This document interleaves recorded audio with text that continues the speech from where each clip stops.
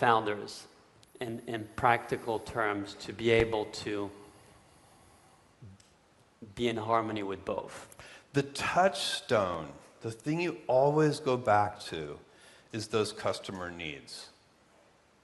So that's the only way that I could advise any founder or entrepreneur, is to deeply understand what are the big ideas that their customers want. And you should ask them, ask your customers, but it's not sufficient. You also have to invent on their behalf, because the biggest breakthroughs, the most important ideas, customers don't know to ask. They don't know to ask for those things. That's why you have to dream, and you have to use your intuition and your gut and your heart. All of the data that gets used in business is essential. If you're in business and you're not looking at your data, trust me, your competitors are going to beat you. But if you're only looking at your data, you also will not win, or at least not win big. Because the most important decisions that every person makes when they're building something new is made with intuition. You cannot prove it, but you have an instinct and a hunch. And then you'll pay attention. If that turns out to be wrong, it won't be a big deal. You'll correct. I'd like to go back in the future, 25 years ago. I was studying here in Turin, not very far away in the engineering school. It was the miracle of internet and mobile phones together. I was actually doing a startup called Ciao Web, which was a portal. There were many portals. Portals were also being financed by vendors who were selling you technologies and financing that technology. And e-commerce was going to be everywhere. Penetration rates seemed incredible. The speed at which that was going to happen was imminent. And it was exciting and incredible, and Amazon existed, and it was already a public company then.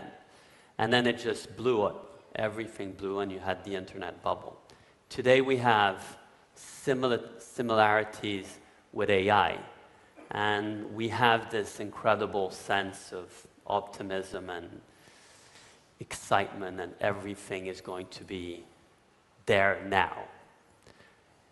How do you feel about this moment? And what do your instinct, taking us back 25 years ago, can help us detect?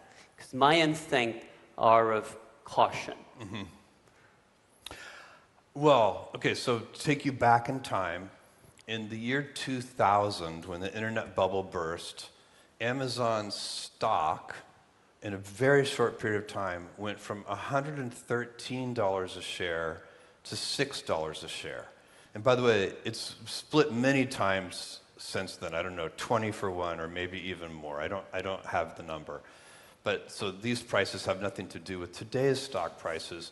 But to go from 113 to 6 in a short period of time was very concerning, and shareholders were upset, employees were nervous.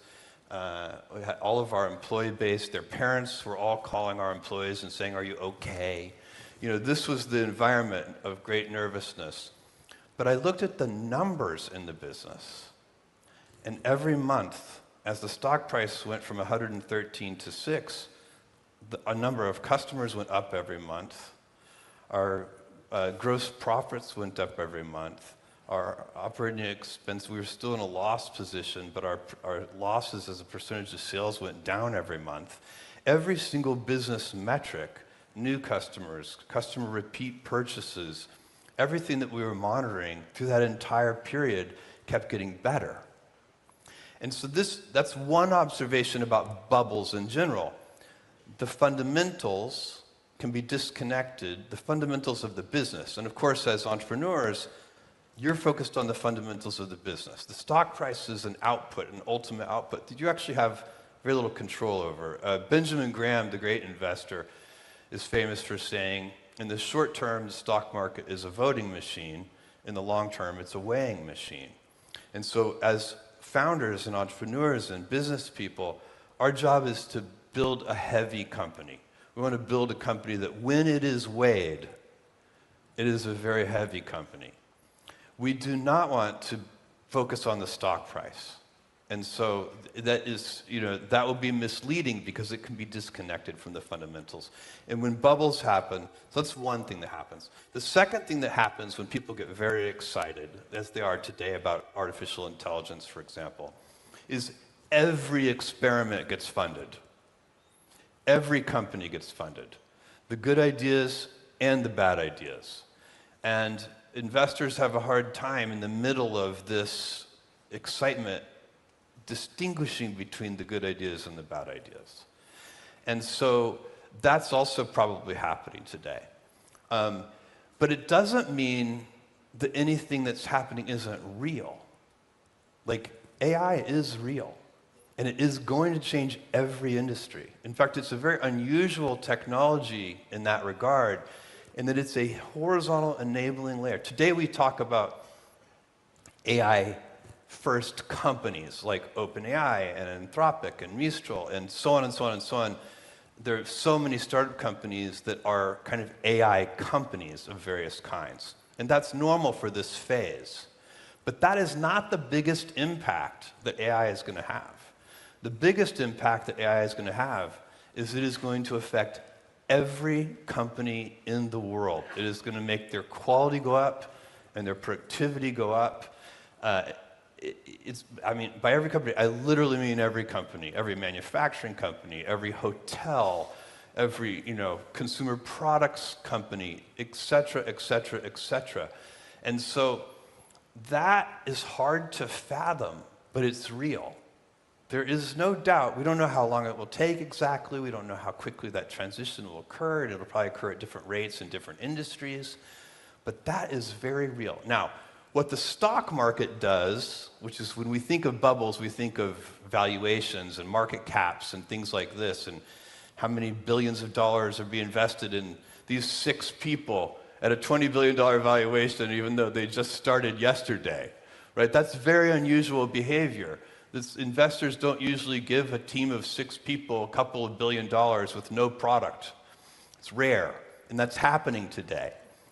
But the great thing about industrial bubbles, this is a kind of industrial bubble, as opposed to financial bubbles, and I'll tell you what I mean by that. If you go back, like the 90s had a biotech bubble, and there were a bunch of pharma startup companies that were designing drugs and using new techniques, and the world got very excited. The investment world got very excited. As a group, they all lost money, but we did get a couple of life-saving drugs.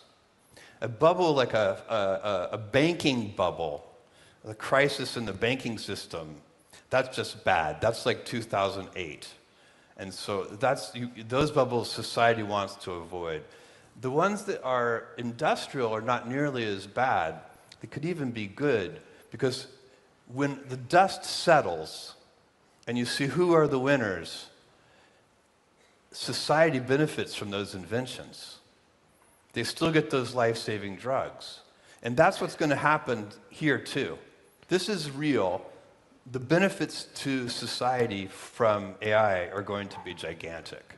And if we go back 25 years ago, when the internet was in that bubblish moment, no one would have predicted a lot of the industrial benefits of that industrial bubble. And the fiber, huge investments that were put in infrastructure. It's a perfect example. That all of that fiber optic cable that got laid, and by the way, the companies who laid all that cable went out of business. They literally went bankrupt. But the fiber optic cable was still there, and we got to use it. And the telco companies who owned the customers and who had a very strong moat ended up not being the companies that emerged. That's right. And a lot of the infrastructure that was laid for e-commerce ended up actually working. Yes. And in some ways, what is really important in the moment we're living now is, on one side, to be extremely optimistic that the societal and beneficial consequences of AI, like we had with internet 25 years ago, are real and there to stay. 100%. And by the way, it's not even just AI. we are all gifted, everybody in this room, we're gifted to live in a moment of time when there are multiple golden ages going on. So space travel is in the middle of a golden age. AI, and AI is several different things, by the way, middle of a golden age. Robotics, middle of a golden age. It's extraordinary. There's never been a better time to be excited about the future. And as I said earlier, thank you.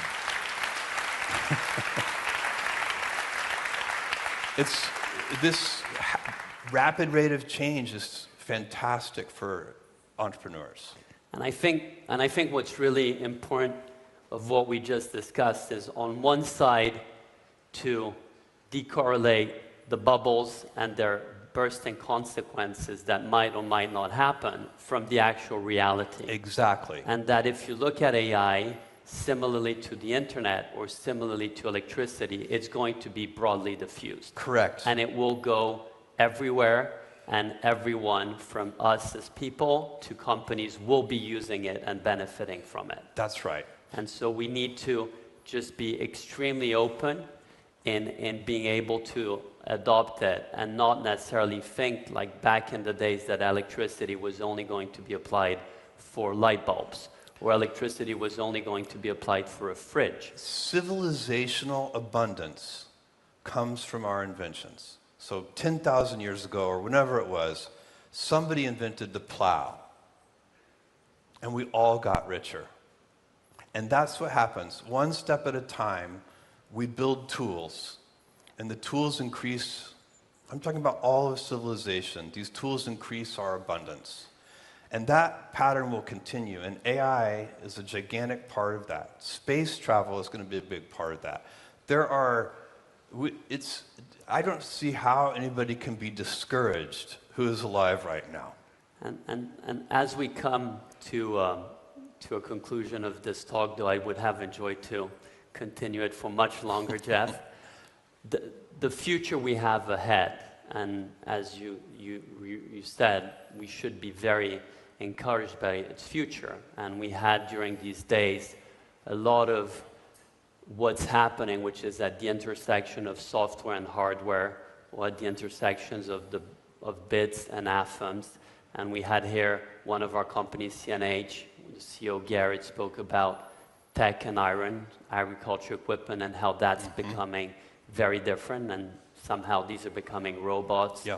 Cars, we had Archer company we're associated, and how cars are becoming flying cars. The reality is my daughter, Vita, who's here, was very disappointed when I showed her a flying car, which is a child of a helicopter and a drone, and it's not actually a car that then flies, but it will happen.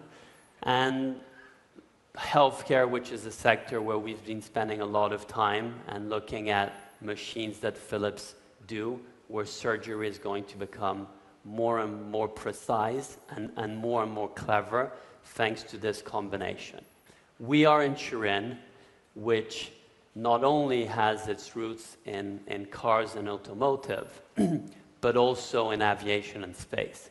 Because from the engines that were applied to cars and multiple machines, trucks, agricultural equipment, they also went in planes and ultimately on rockets. And combustion will stay on rockets. Yeah. And we have a very strong base here in Turin, a lot of companies, a lot of excitement.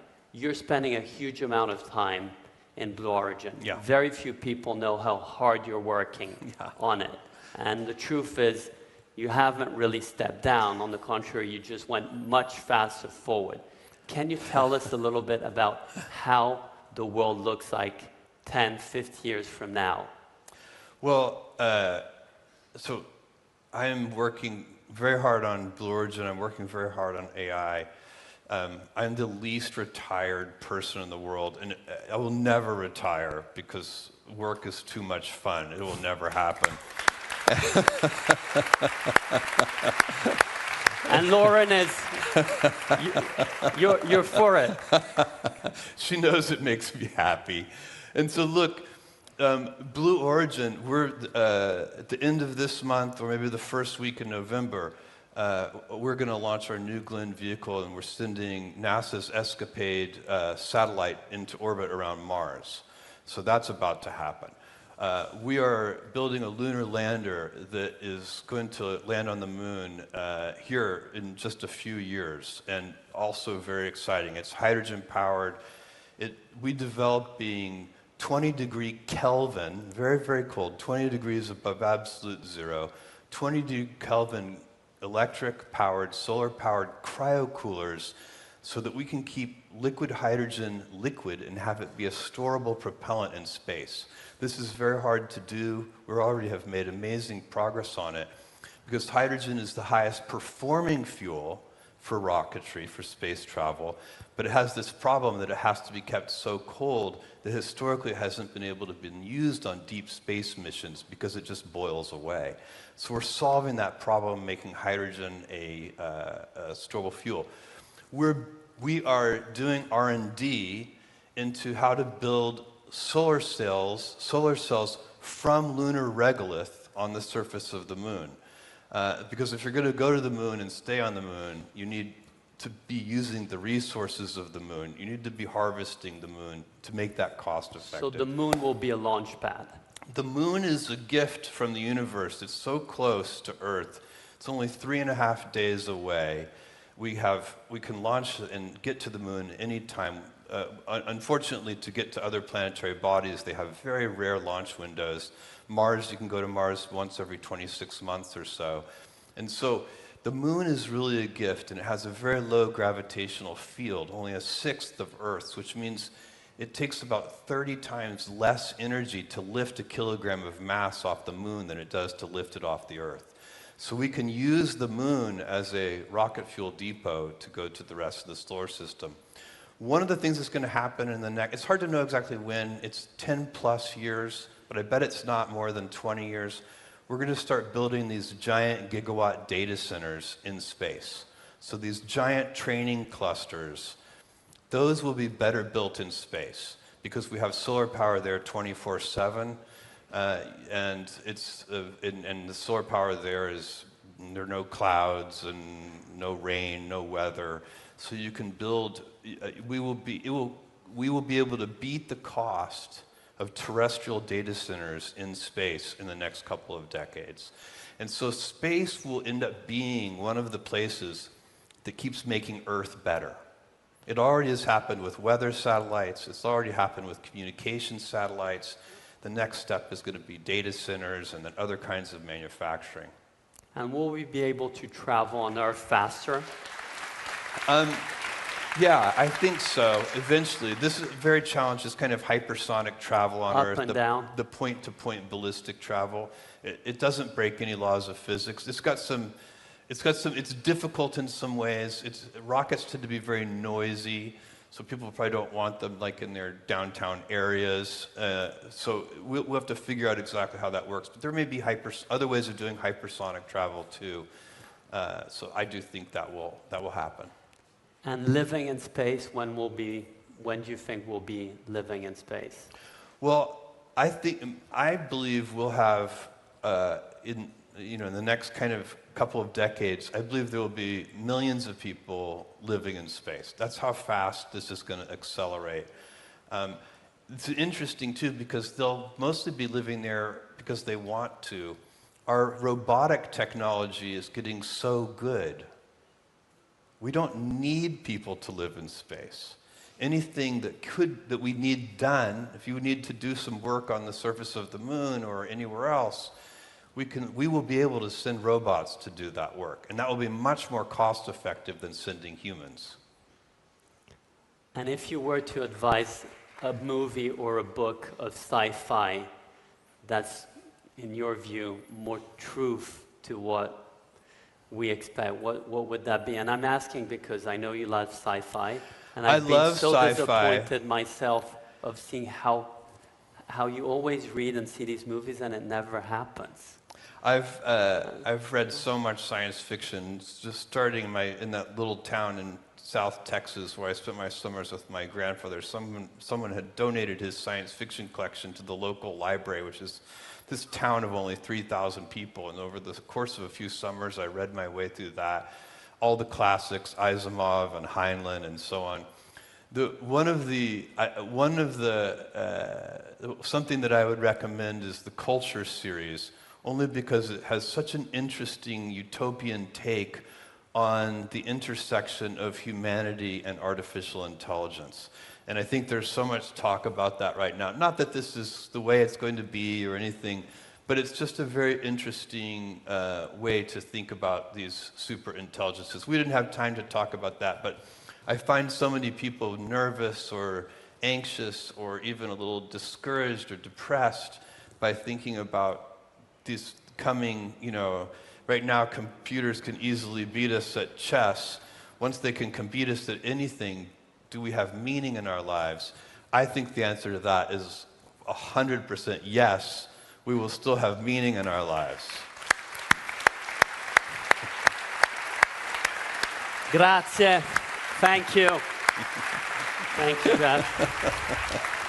Thank you. Thank you, Brad.